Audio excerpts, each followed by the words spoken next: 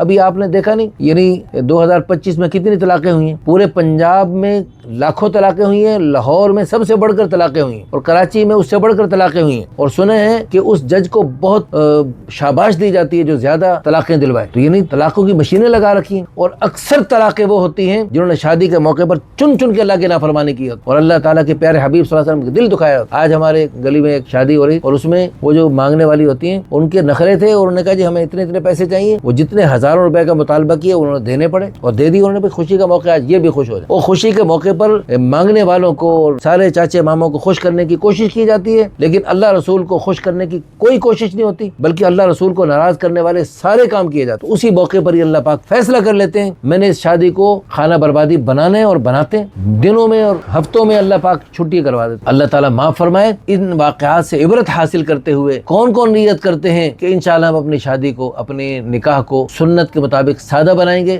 رسم و رواج سے پاک کریں گے، اور انشاءاللہ ثم انشاءاللہ اللہ پاک کی طرف سے محبت رحمت بھری نظریں ہماری شادی پہ پڑے گی، اور اللہ پاک قیامت تک نیک نسلوں کے وجود میں آنے کا فیصلہ فرمائیں گے، اور اللہ پاک میاں بیوی کی اور ان دونوں خاندانوں کی آپس میں محبت، الفت اور اتفاق اور اتحاد کا فیصلہ صادر فرمائیں گے۔ آپ سب نیت کر لیں اور کمنٹس میں بتائیں، اپنے ارادوں کا اظہار کریں۔ ہو سکتے آپ کی تھوڑے سے کمنٹس دیکھ کر کوئی بھی اللہ کا نیک بندہ اور نیک بندی فیصلہ کر لیں کہ ہم نے بھی سنت کے مطابق شادی کو سادی بنانا ہے، برکتوں اور رحمتوں والی بنانا ہے۔ اللہ پاک آپ سب کو جزائے خیر عطا فرمائے۔